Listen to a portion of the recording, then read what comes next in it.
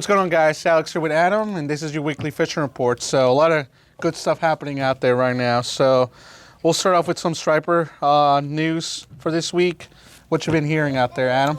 Yeah, so we got a really good shallow water bite going on right now in the mornings and the evenings, as should be pretty consistent as we continue to move into the summer. Those are going to be your prime times, your sunrise hours, your sunset hours. I heard really good things from Poplar Island. I heard good things from Thomas Point. I heard good things from Solomon's. Really all up and down the bay where you have access to some shallow water structure like rocks, like grass, points, docks, anything like that is going to be productive in the morning. You can throw some plugs at them. We really like these bunker patterns here at Anglers. This is the Yo-Zuri Top Knock pencil, which is just a spook walking style bait. And then this is their Fingerling, which is a diving plug similar to your X-Wraps and things like that. You can also throw paddle tails at them just on a jig head, or you could throw them on,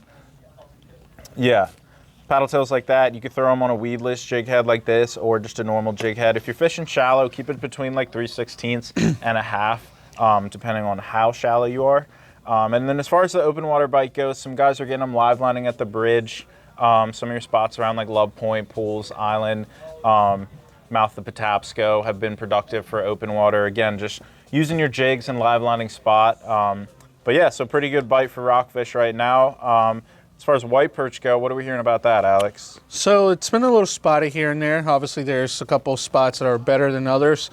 Some of the areas that I've been hearing that have been producing a good amount of perch have been the Chester River, some areas in the Patapsco, and certain spots on the Eastern Bay have been producing some fish. I guess touching base, like you were saying, shallow water. It's starting to pick up, especially for perch around the shorelines. But you can also find them probably a little bit better around reefs or any deeper water structures, Bay Bridge pilings. So sabiki rigs are going to be key for those areas. Other than that, you can also put some of these small, tiny paddle tails on small, like, quarter ounce, eighth ounce jig heads, and just run them by themselves. You don't need a spinner. Sometimes they want a little bit more finessey style bait, so that will be a great thing to throw out there, especially with this super clean water out there. I know a lot of guys, especially on the eastern short side, have been saying that the water clarity is just out of this world, and that's why we're showing you a lot of these really natural color baits. With clean water, you want to use really natural color stuff, whether you're perch fishing, rockfish, anything in general. Yeah. I mean, it really looks like Florida out there, guys, in some portions of the bay. I mean, you can see 10, 15 foot down, pick out every little pebble, shell on the bottom. It's really cool what we're experiencing right now. As far as some other stuff going on in the bay is going to be catfish. Slowed down as far as reports go this week for sure, and the warmer it gets, the further we move into the summer, the more those reports are going to continue to slow down.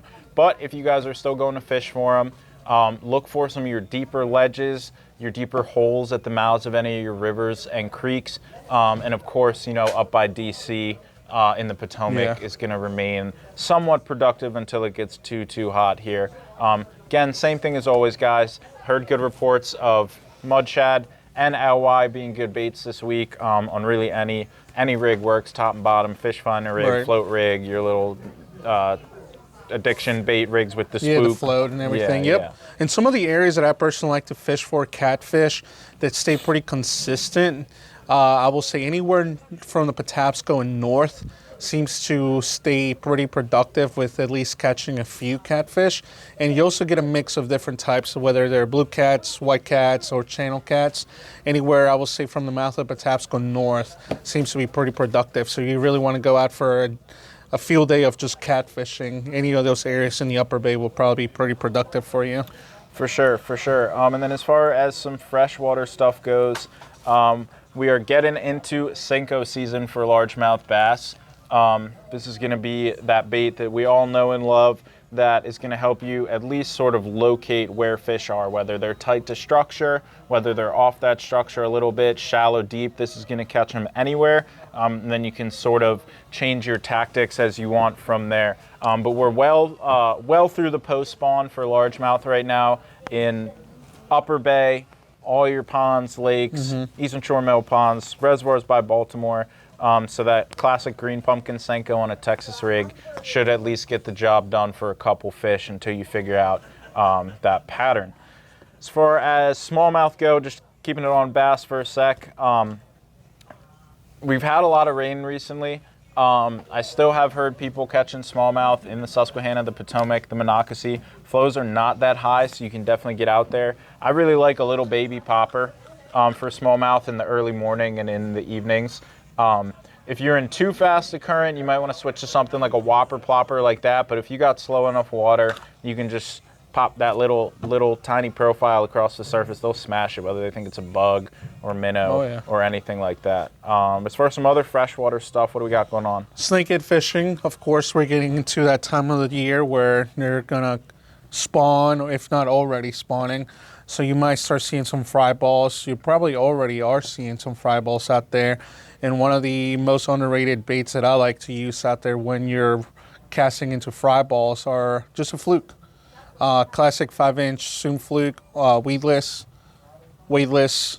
It hangs out and it falls really slowly right on that fry ball. Get them more time to really pick at it. So it's a great productive bait for this time of the year when it comes to snakehead. And of course, your Blackwater area, Upper Bay around, the Sassafras, the Susquehanna Flats are going to be probably some of your top areas to go chase after them. And of course, most of your rivers around here, you will see them as well. So it is that time of the year to go out and search for some of those fry balls. Yeah, for sure. And don't forget about live minnows too, guys. We've got them here. If you want big ones, just ask the guys up front. They'll give you big ones. But a big old mud minnow casted into a fry ball is pretty tough for an angry protective snakehead to pass up.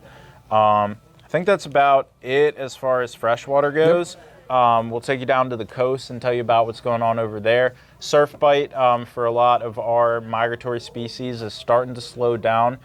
Some guys are still catching red drum out there on peeler crab, soft crab, even hard crab if you can get it.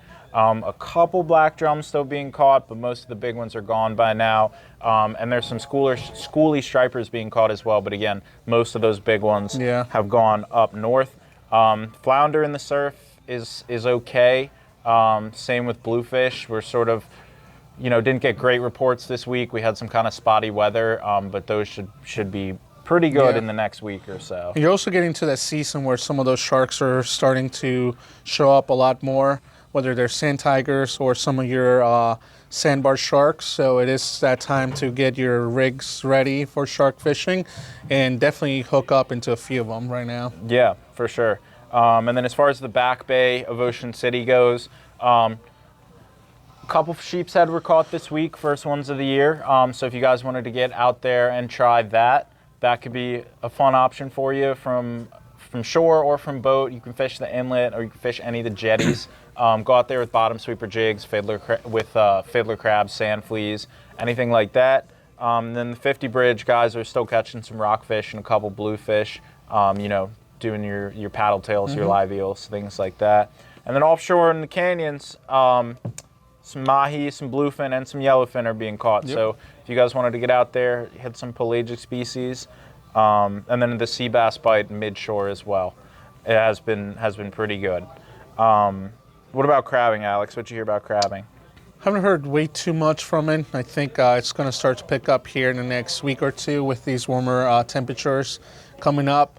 Definitely heard some guys catching okay numbers in the Magathie. Everybody chooses for some reason to go with clams early season. I think that's the big traditional thing around this area, and they do produce. So if you're going out there, definitely get some clams. Cool. Well, yeah, that just about does it for this week's fishing report, guys. Obviously, if you got any questions, call the store, comment, DM, come in, whatever. We're happy to help. Good luck fishing this weekend and next week, and we'll see you next Friday. Have a good one.